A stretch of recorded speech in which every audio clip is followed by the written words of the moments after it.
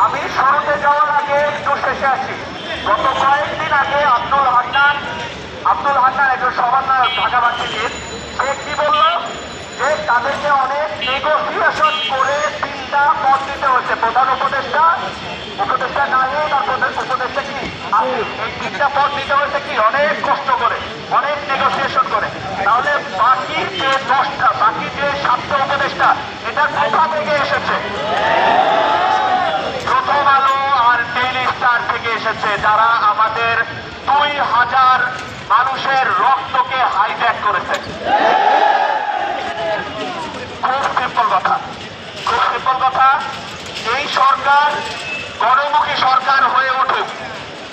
এই সরকার আমাদের রক্তের উপরে দাঁড়িয়ে আছে, এই সরকার বাংলাদেশের মানুষের রক্তের উপরে দাঁড়িয়ে আছে, এই সরকার বাংলাদেশের মানুষের সরকার হয়ে উঠুক। কিন্তু সেই সরকারকে বাংলাদেশের সরকার হতে দেয়নি কে? এই ডেইলি স্টার এবং প্রথম আলো। আপনারা খেয়াল করে দেখেন, 2006 অক্টোবর যখন এই জঘন্য হায়না আওয়ামী লীগ সেদিন মানুষের ওপর, আমার ভাইদের উপরে লগি বইটা নিয়ে নৃত্য করেছে, তখন তাদের ভাষাগুলো কেমন ছিল?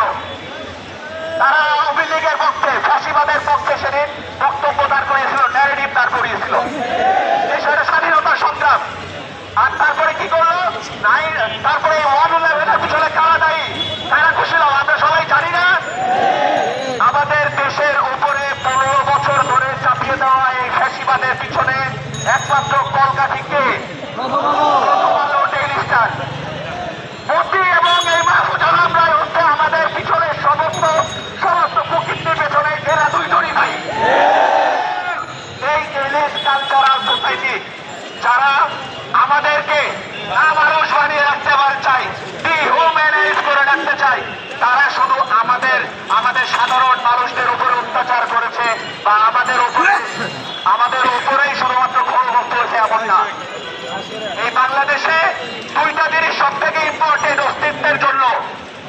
এক হচ্ছে ইসলাম প্রিয় জনতা বা ইসলামী চেতনা, আর দ্বিতীয় হচ্ছে আর্মি।